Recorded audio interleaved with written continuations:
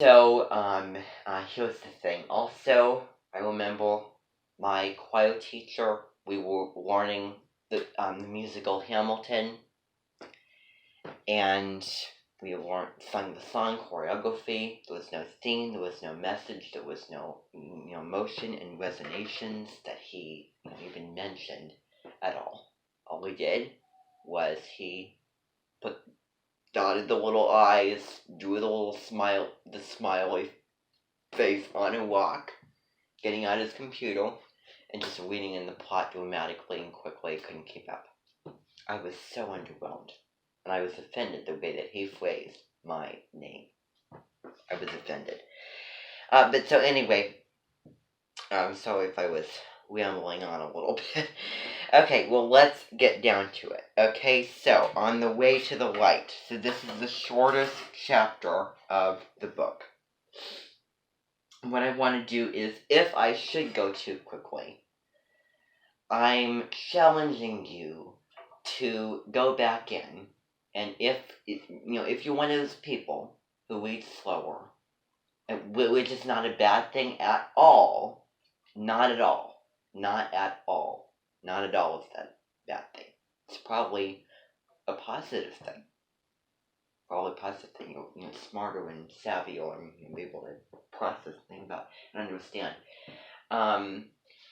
So if I read it too quickly, then you can always go back in and you can read it on your own to really, imagine, be able to kind of feel, everything.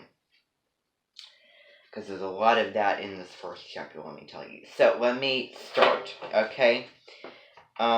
Without bending the cover or bending the beginning of it. So on the beginning chapter, okay, so chapter 1, on the way to the light. And I really have not, in my whole years, done this with, I mentioned before, we've done things like this before, but never really, taking it seriously. So, as we're going through, I'm going to be asking you a couple of questions. I might make a side of the board that that's all about the book, and there'll be discussion questions, and there'll be certain activities that you're going to be doing along with it, writings, all that kind of stuff, so you're going to find out. But I would call this the prologue, or the preface of the story. So it says, so I want you to turn to page 3, and I want you to look on the big O, like a lot of books start out that way. Okay, are we ready? Okay, let's begin. So, on a hairpin turn above the dead forest, on no day in particular. So, hairpin turn, turning, dead forest. And also I want to add something before I go on. When you read it the second time, and the more times you read it, the more that you get out of, what you're reading. So on no day in particular, a white Toyota crashed into a black Mercedes, for a moment blending into a blur of gray. In the front passenger seat, so it's talking about right before that happens. Okay, so this paragraph is the summary, then it's going to get to before. So in the front passenger seat of the Toyota sat Alexandria, Allie to her friends. So, in other words, Alex was sitting in the front and Allie was sitting in the back seat with her friends. She was arguing with her father about how loud the radio should be playing. She had just taken off her seatbelt to adjust her blouse. In the center back seat of the Mercedes, dressed for his cousin's wedding, that's what they were probably all going to. Maybe it was the end of the wedding, maybe they were all going up there to the wedding, I don't know. It's not really clear. sat Nick, trying to eat a chocolate bar that had been sitting in his pocket for most of the day. Now, I want you to think a little bit here. I want you to think about it, because there was another character, and you're going to find that a character from this book and another book is going to be very, very similar. Because the character's name is Nick. The character's name is Nick. Okay? You're going to find out facial feature, talking, personality, get to know him a little bit more. Come later in the story. But there was another story with a big character, named Nick, that we did read before. Let's set story real quick. Elephant Wine. Okay. So, you can figure out how that applies. Okay. So anyway, so eating a chocolate bar that had been sitting in his pocket for most of the day. His brother and sister, who sandwiched him, like they ran him, on either side, kept intentionally jostling his elbows, like getting his elbows, and by meaning to do it, which caused the molten chocolate to smear all over his face. That's one of my pet peeves, is when I get my face or my hands or my feet sticky and melted chocolate. I would not be happy. As it was a car meant for 4, there were 5 passengers. There was no seat belt for Nick. There's a lot of people in the back seat, and I find that really unfair that he was the one who didn't have it, being a male.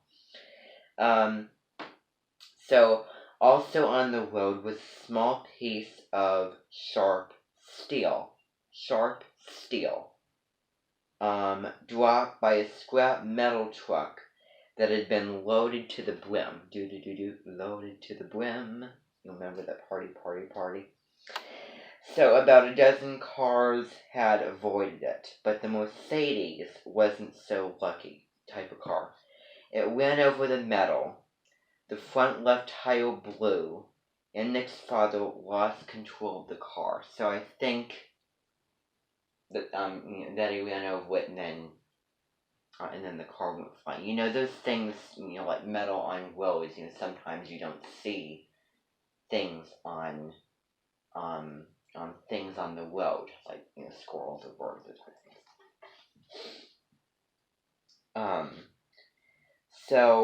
Let's see. Okay. So it ran over the metal. The front left tire blew, and Nick's father lost control of the car. As the Mercedes careened, so this was like on a hilltop, like a mountainous, like hilly, high, like twisty type road that we're talking about here. So as the Mercedes careened, and this is really, really big highway, like a big highway. As the Mercedes careened over the double yellow line into oncoming traffic, both Ellie and Nick looked up and saw the other car moving closer together. When we're talking about a highway, that there's a divider line. One side of the highway, the cars go this way, and the other side, the cars go the other way. One car, say, going this direction, went that way, and then it ran into a car going the opposite direction. So obviously, you can picture what'll happen.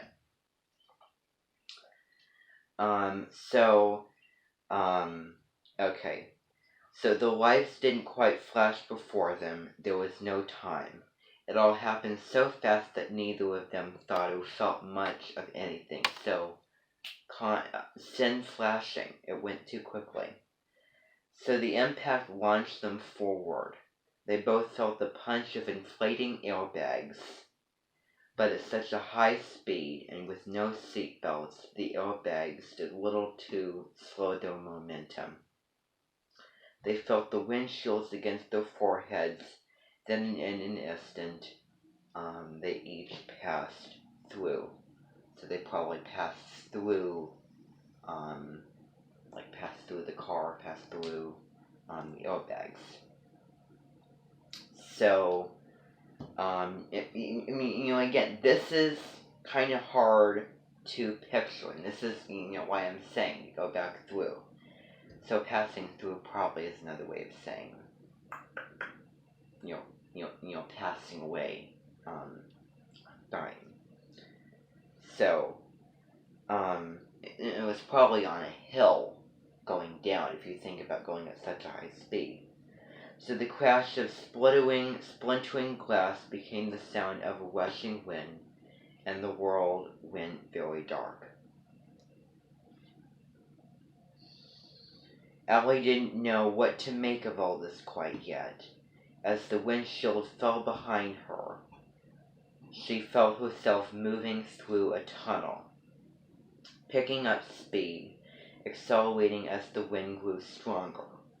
There was a point of light at the end of the tunnel, that's a really popular expression, right at the end of the tunnel, getting larger and brighter as she got closer.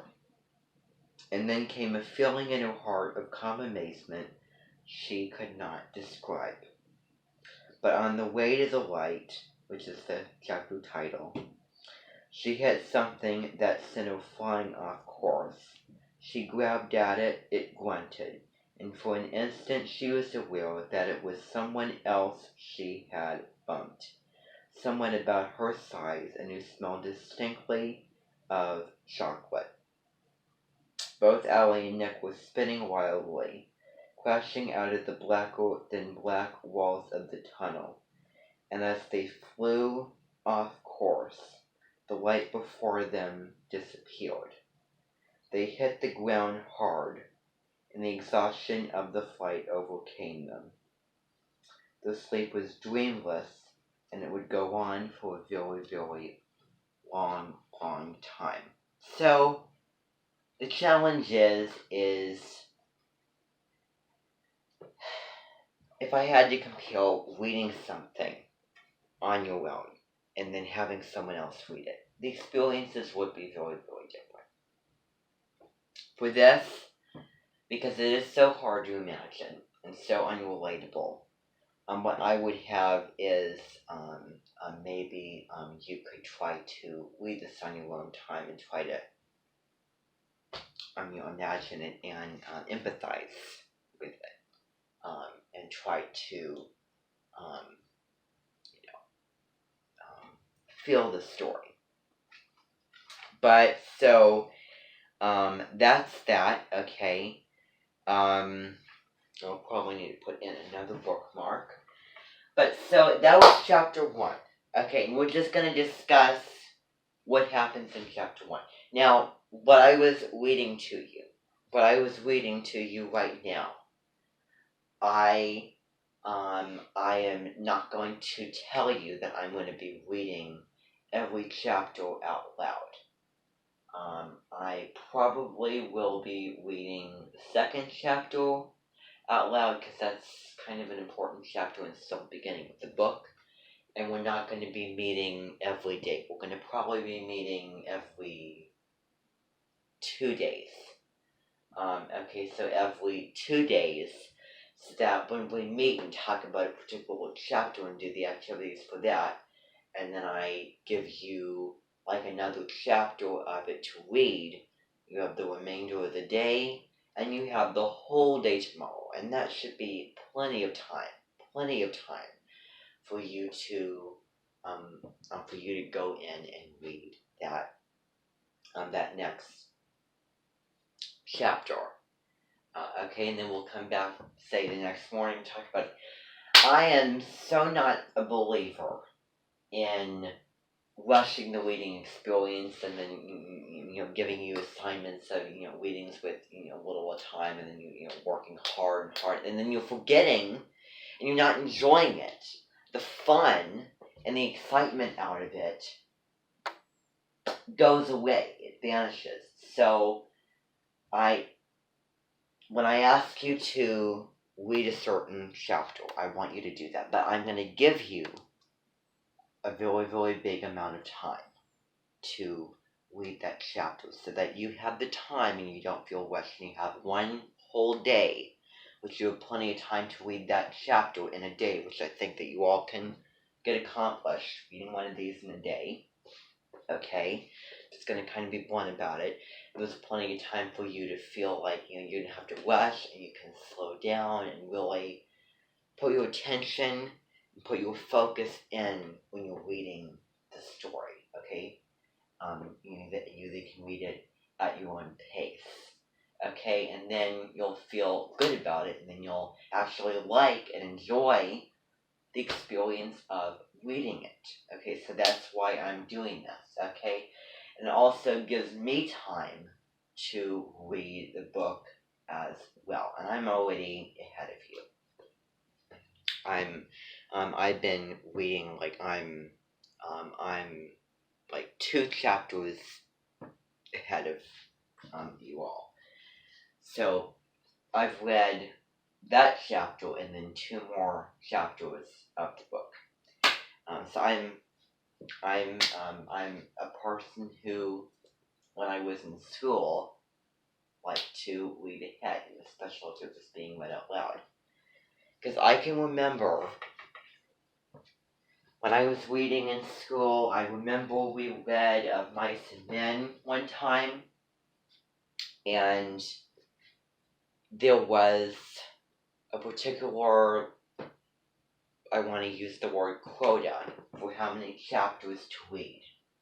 And she gave out 2 chapters. And they were long chapters. They were pretty generously, reasonably sized. And that had to be read in like 1 day or so.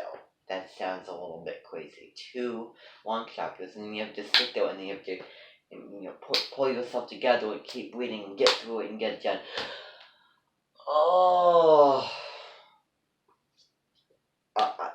I get tired of it to the point where I might have to do spark notes. And then the fun and the joy is getting out of it, and then I get tired of it, and I can only do that for so long. People can only do those types of things with their work and work really, really hard for so long. They have a patience level, like their balloon, and it flies high in the sky. It's just like people's patience at doing something, at, say, in this case, reading a good amount, like a lot every day, and really working at something. It's like a balloon with a certain amount of fuel, and when you're doing those things, and you're, say, writing a story, or when you're reading, then you're burning out the fuel as you're going by. You're burning out the energy, and then you get lazy. You lose the effort and motivation, and it's a natural thing. And your battery runs down, and then you just want to do nothing, So I don't think that I would be very sympathetic if I gave you 2 chapters to read to you by the end of the day, and then tomorrow you do that. I don't even do that. I haven't done that already. And I do not want to put any work and pestering and pressure on you to do that. I think that is absolutely unreasonable. Except if you are, say, Matilda, or reading Prodigy, then okay, but I don't think that applies to any of you in here. So, and that's not really kind of right to do. So, that's not in my belief system to do those things. So, without further ado, let's talk about what we were reading. Okay, now, basically, in short, this is like the little preface to the story. So, you know, in books, they have what's called a prologue and a preface.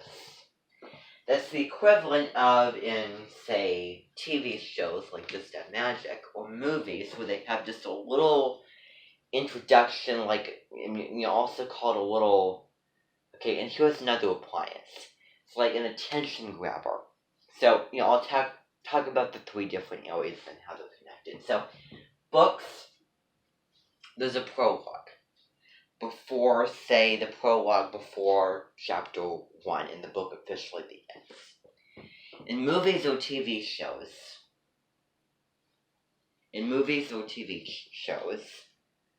there could be just a little part at the beginning, and then it would have the title, and then it would have the credits maybe, and then go into the main thing.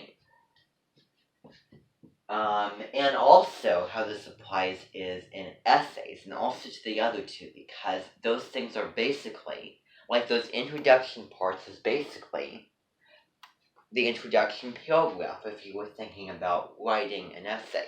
If you're attention grabber, which that little intro part basically is, the bridge, and then that little, it's not really a thesis, it's just a little cliffhanging, that little, so, as a sense of, like, it's mainly attention grabbing. So in the movie Thomas and Friends King of the Railway, per se, Thomas and Percy were at the docks with, like, two metal knights in armor, and they were messing around and playing around, and then one of them started to move, and, so actually, okay, they were playing around with crates, and then they accidentally, one opened, and it was a knight in shining armor. And so, then it started moving, but guards pulled it out, and so they thought it was a robot. Cranky said, no, it's a knight in shining armor. Like at night, we always I hope you didn't damage it. I've watched the movie enough times. And then they asked, who does it belong to? I think that Thomas asked, and so that was the cliffhanging. So it also happens with essays. So that's kind of what this beginning chapter is a little bit. So what happens is, so we have a family that was probably leaving or going to a wedding, okay? And we have Alexandra sitting with her dad, and Alexandra in the front seat with her dad, okay? The back seat was Allie and her friends, and Nick. The dad had two daughters, I believe, Allie and Alexandria. They both had A.L.'s in their first names. And so, as you know, and the longer the chapters are, the less, the little details I'm going to be talking about. But since it was so short, I'll cover everything. So remember what it was. Remember the picturing of it. Remember, it was like a hairpin turn. It was like on a turn or something. It was like, like the world was turning. But imagine it any way that you want to, okay? And I probably didn't imagine it, like sometimes when I'm reading, I go off imagining something and I decide, and then the book tells me differently, or I decide, no, I want to switch pictures, I want to scratch the picture. And I'm sure that happened many times to people when they read. So, anyway, so what happens, as you all know, they're arguing about the radio, which is not really important. That's maybe part of what gets them distracted. In the back seat is Allie and her friends. There's probably 4 people in the back. She had 2 friends. And then there's Nick. There was Nick sitting in the back seat, dressed, for his wedding. And so the next bit of information may not sound too important, but later in the story it will be something that will It's just a small little example that leads to something bigger. So one key thing to remember is he had a chocolate bar. He had a chocolate bar. He he saved it for a lot of the day, and then, as you all know, took it out. He ate it, but then, because of the crowding of the room, I think that he probably had a brother also in the back. So there was about 4 people: Allie, one friend, him, and then brother. Sister and brother sandwiching him. Sister, brother. So smearing it all over his face because of bumping in. So the smearing of chocolate on his face comes in, as you all know, at the end of the chapter, and that's not going to be the last time it's going to come in, because it's going to continue popping up. That's all I'm going to say, okay? But it all comes back to, things that happen. Everything that happens all comes back to this first chapter. Everything, well, mostly everything that occurs. And this is one of those things.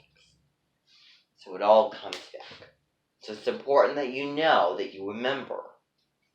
Chocolate smeared on his face because of the bumping in, and then the piece of metal, and then it's going to be So the car bumped into it, and the car went down the road, so remember, the dividing line. The car bumped into a piece of steel, was probably like I'd say a medium piece, I don't know. And the car, it started the car, and then the car just, the driver lost control of it, went to the other lane.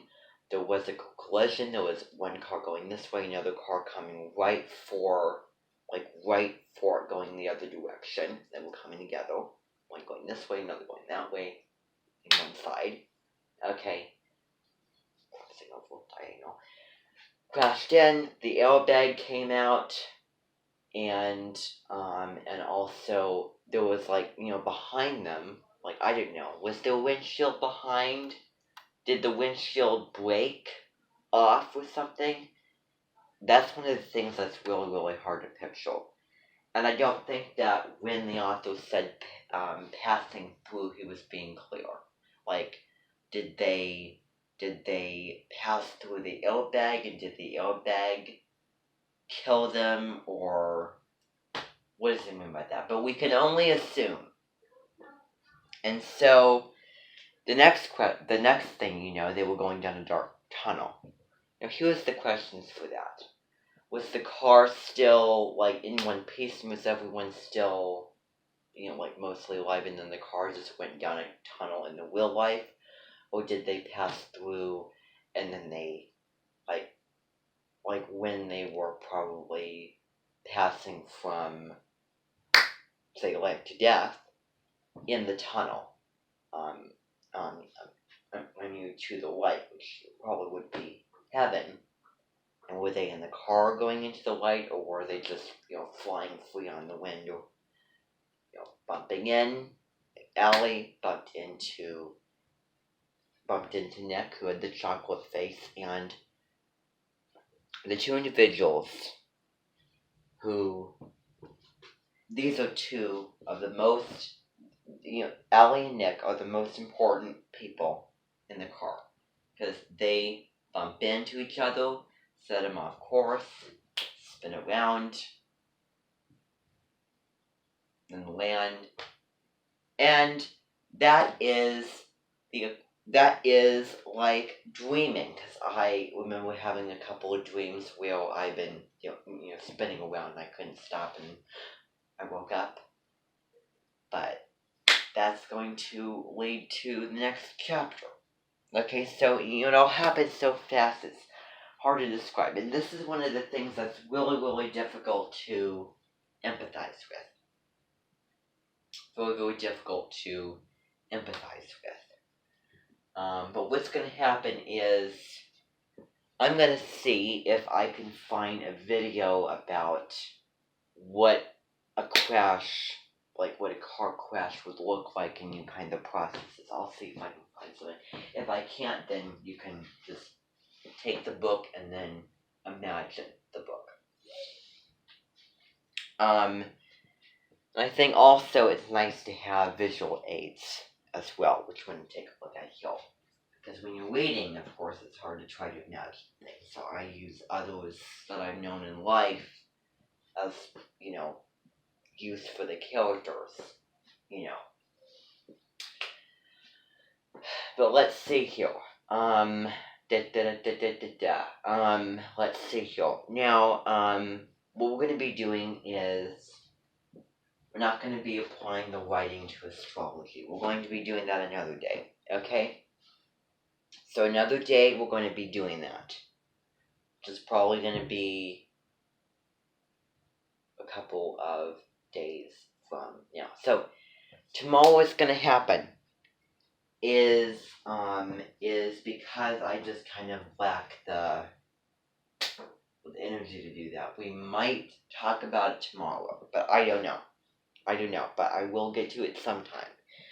Tomorrow, we are going to be reading chapter 2. Okay. I'll probably be reading it out loud, maybe. Then from then on, I might have you read it on your own. The chapters. And then I'll get to the little comprehension questions and discussions as we go. But this was just the very, very first chapter. It was the shortest chapter. It was like the prologue of the book, really. So I didn't really have anything. But tomorrow, let's say the book is like the story, like the meat of it is officially going to start. Like we're getting to the meat of the story here. Intro, official. Okay, so tomorrow I will be reading that out loud, chapter 2, and then the next chapter I want you to read on your own, okay? So, thank you very, very, very much. I hope that you find this very, very intriguing. I hope that you find it a fun and interesting story. Barely even started, but I think that's what, kind of gets you hooked on. And, as you go throughout your day, maybe you could try to think about the story. You don't forget it. Empathize with it, resonate as best as you can. Try to feel it as best you can. Try to imagine if you were there, because it's a lot to take it. And maybe you can try to imagine, what it would be like having a car crash. You hear about death and car crashes, but what is it actually like? I think that this kind of gives a little gateway